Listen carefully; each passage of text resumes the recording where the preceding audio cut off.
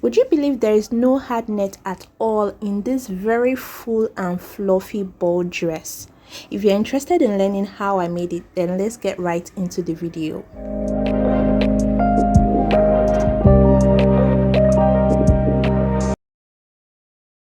Let's draft our front pattern first.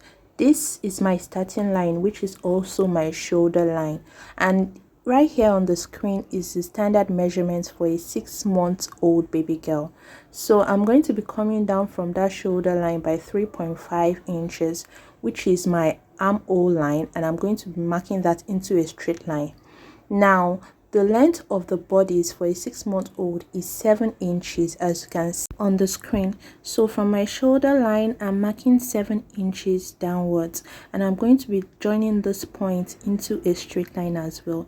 Then I'll be adding my joining allowance of ½ inch. This is the allowance I'll use to join to the skirt part. So the next thing we're going to be marking now is our shoulder width measurement. For a 6-month-old, it is 8 inches. I divided it by 2, that's 4 inches. Normally, if I'll be adding sleeves to this pattern, I'm supposed to add my joining allowance, but because this is a sleeveless pattern, I'll be making use of just 4 inches. Now I marked the same thing on my armhole line, and I'm joining them into a straight line. For my neck width, I marked 1.75, while for my neck depth for the front, I marked 2 inches. Now I'll be connecting both points together with my curved ruler to draw out my neckline curve.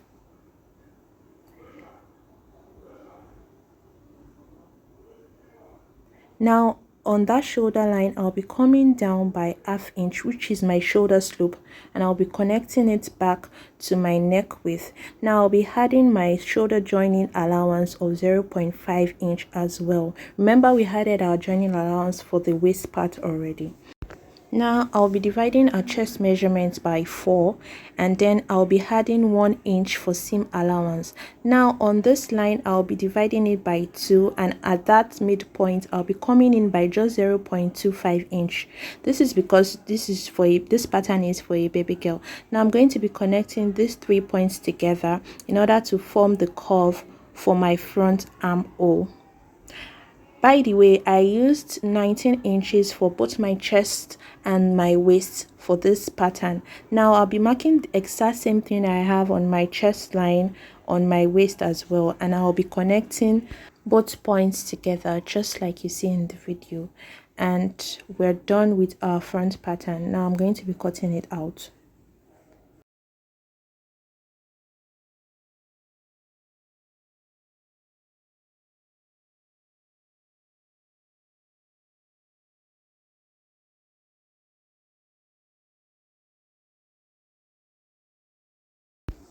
For my back pattern, I marked out 1 inch for my zipper allowance, and I'm going to be drafting it just the same way I drafted the front pattern. I marked my shoulder width divided by 2, which is 4 inches in this case. I marked the length of my bodice, which is 7 inches, and I added ½ inch for joining, and then I'm making this into a straight line. Then I also marked my armhole line, which is 3.5 inches from the shoulder line. And on that same armhole line, I marked 4 inches, and I'll be connecting it back to the 4 inches I have on my shoulder line. Now I am going to be marking my neck width of 1.75 inches, and I'm coming down for the neck depth of my back by 2.5 inches. This is because I want the back neckline to be slightly lower than the front. I'm connecting with my cuff to make this light U shape.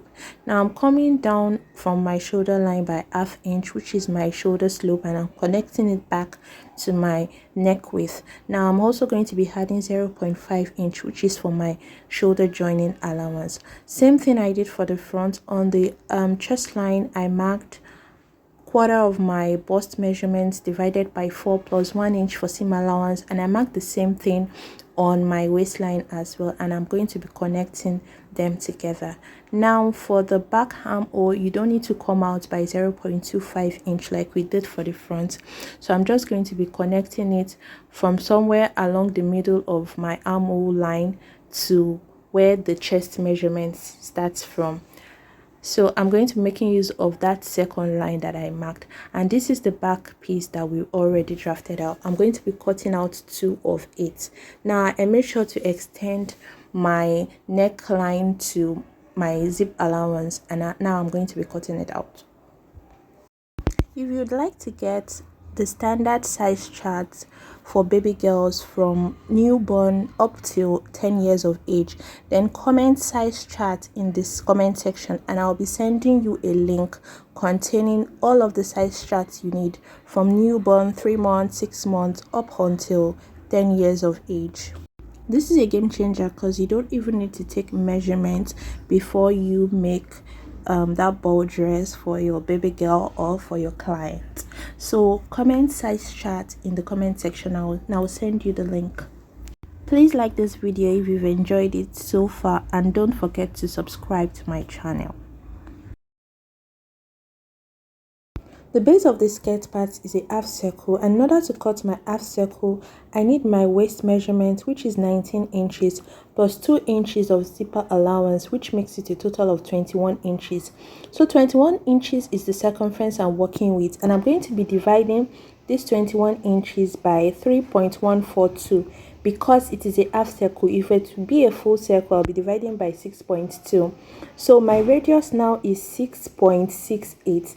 Now I'm going to be adding the radius to the length of my skirt to be able to calculate the amount of fabric I want to fold, and that makes it a total of 18 inches. So now I know I'm going to be folding 18 inches, and that way I will avoid wastage of fabric.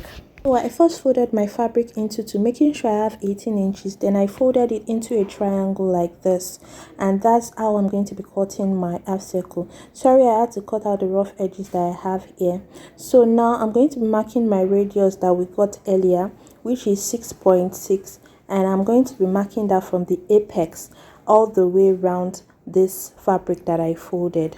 Now after doing that, you can decide to mark the length of your skirt from the radius, or you can decide to mark 18 inches from the apex.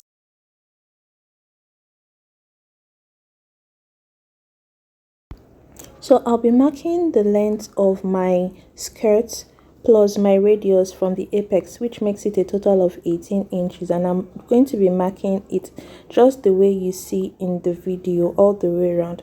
After marking all of these points, I'm going to be connecting all the points together, and afterwards I'll be cutting it out.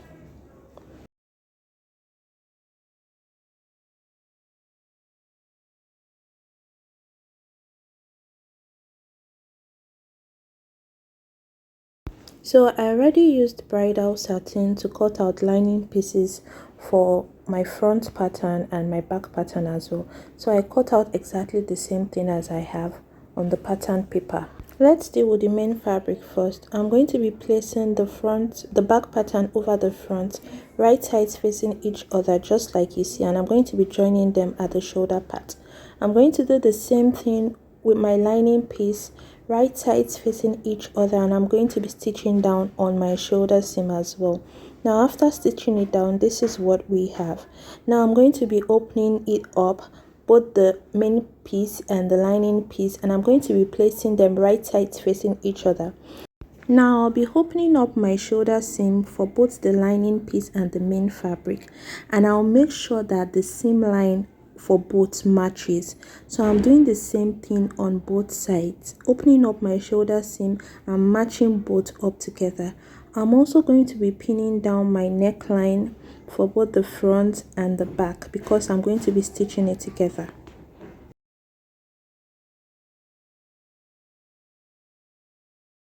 Now after pinning down, this is what we have. I'll go ahead and stitch down with less than 0.5 inch, and after stitching down, this is what I have. Now I'm going to be removing my pins, and I'll be making very tiny notches around the neckline just so that the neckline relaxes properly when I turn it.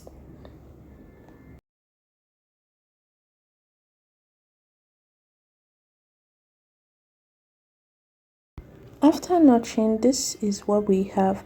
Now I'll go ahead and turn my armhole as well just stitching the main fabric and the lining piece together. But one thing I like to do is I like to reduce my lining piece by about 1/8 inch. This is just to ensure that the lining piece is not peeking out when I turn with my main fabric. So I'll do this to both sides, and I'm just going to be stitching down just the way I did for the front with less than 0.5 inch. And after stitching down, this is what I have. Now I'm going to be turning it out from, you can turn it out from either the front piece or the back piece. Just turn it out from one side of the fabric. If you haven't already, kindly subscribe to this channel because there is a whole lot more to learn, and turn on your notification bell so you'll be the first to be alerted when I upload a new video. After turning it out, this is what I have. Everything looks neat both on the inside and the outside of our bodice. Now I went ahead to give it a very good press, and now this is what we have. As you can see, the lining is not peeking out both from the neckline and the armhole. So I'll be attaching my belt now. I already went ahead to cut my belt, and here I have 3.5 inches by 20 inches. You can make yours longer if you like. I'm placing both belt pieces together, and I'm going to be folding it like this to cut it out just to give it that belt shape. Now I'm going to be placing it right sides facing each other like this, and I'm going to be stitching it down. After stitching down, this is what I have. Now I'm going to be turning it out.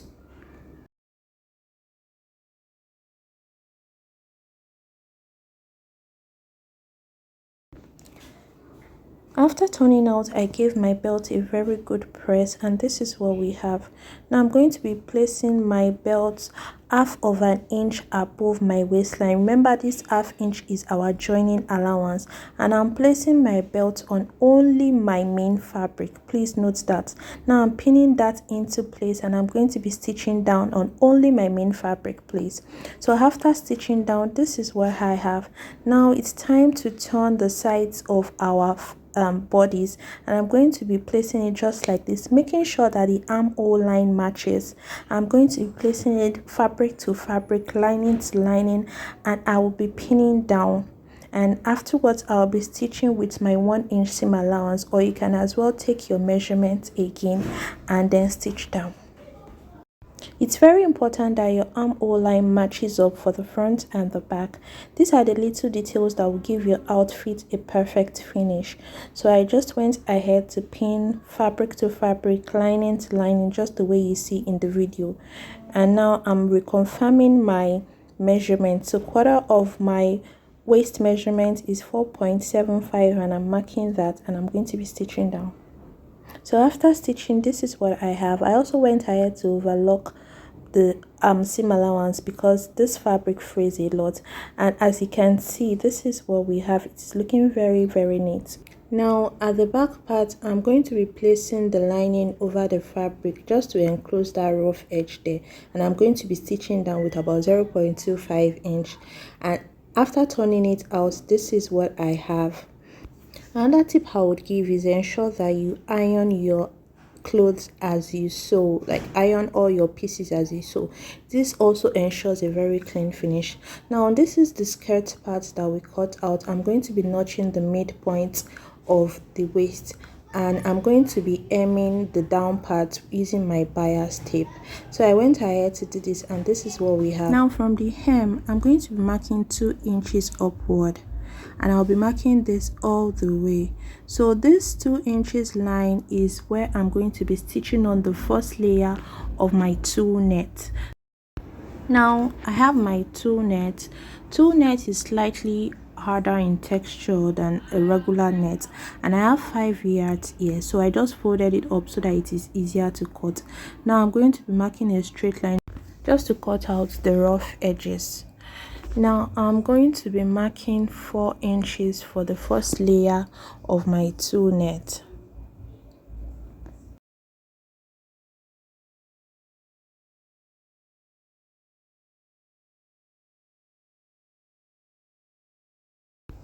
Now bringing back my skirt base, I'm going to be placing this 4 inches net on that 2 inches line that I marked earlier.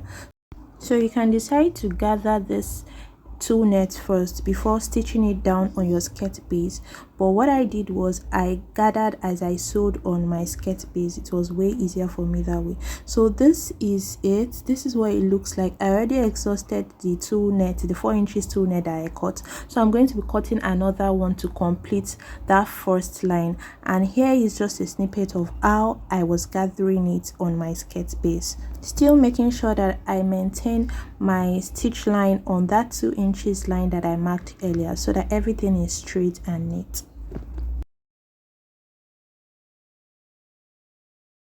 So after stitching it down, this is what it looks like. Now I'm going to move on to the next layer, and for the next layer I'm going to be coming up from my previous stitch line by 3 inches, and I'm just going to be doing the same thing, marking it all the way around the skirt's base.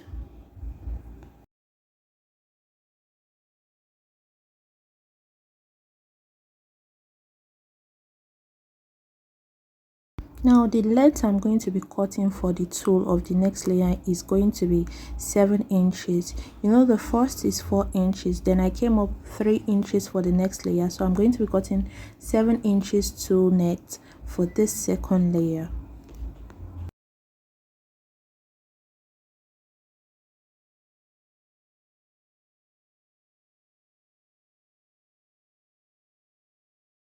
For the first layer, and after doing that, this is what it looks like. It is looking very full already.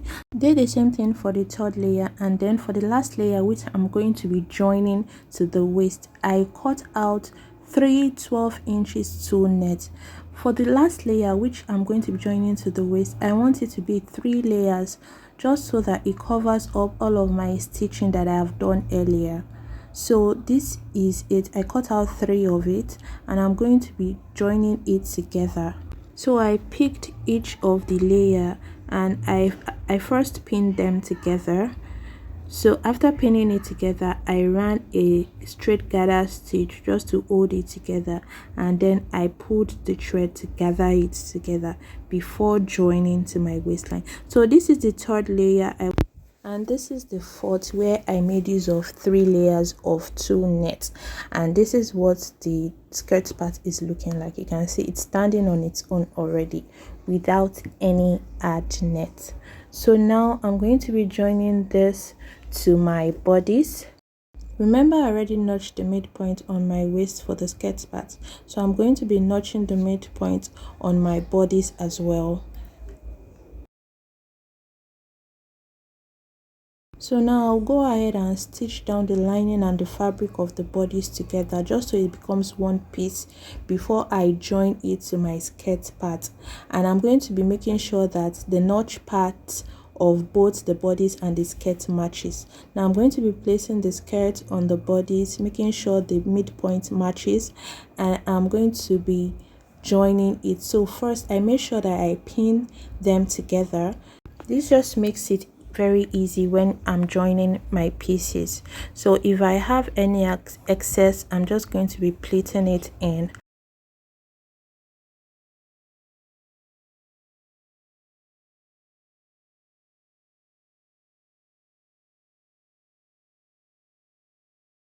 So this is what we have after pin. Now go ahead and join both together using just 1/2 inch, and after joining, this is what we have.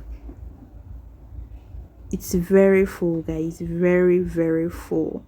So this is the piece I cut out for my bow.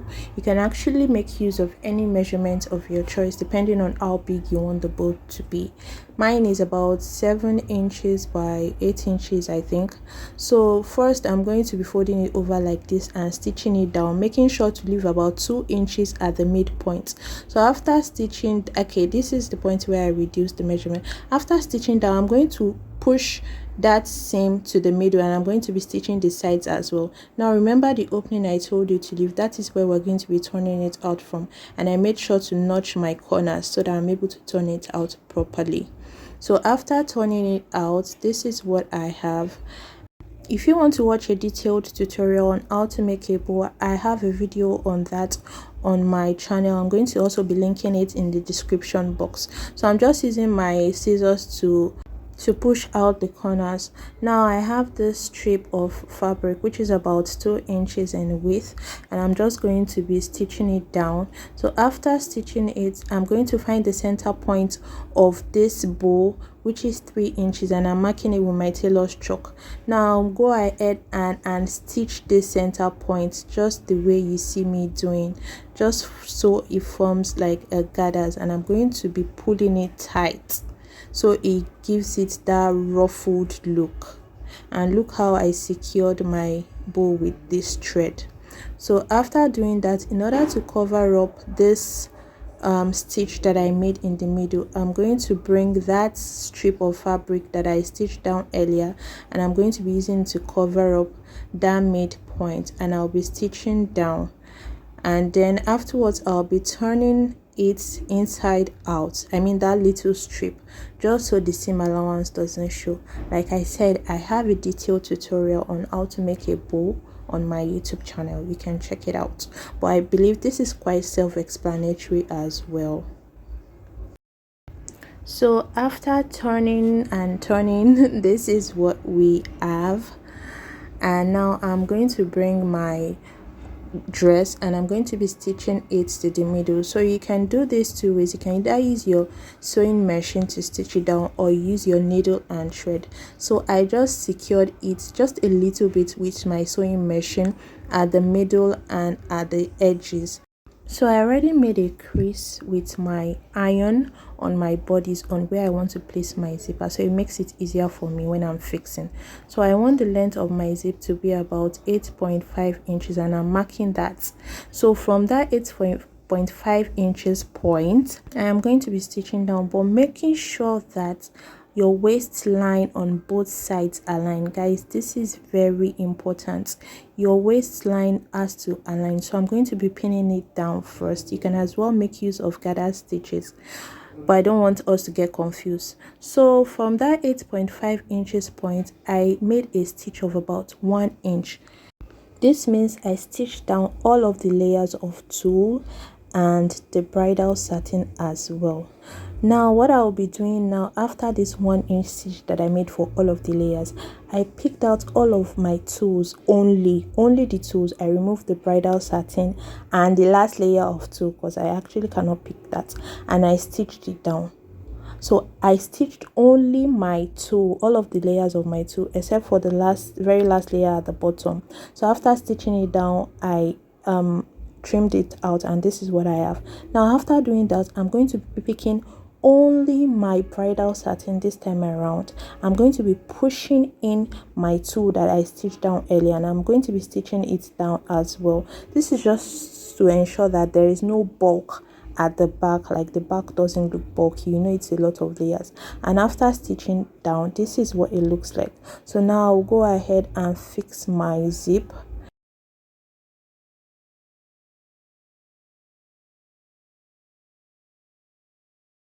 And after fixing the zip, this is what it looks like, and we're done with the making of this beautiful fluffy ball dress without any admits. Thank you so much for watching. This is what it looks like at the end of the day. If you enjoyed this video, kindly like, share and subscribe to my channel.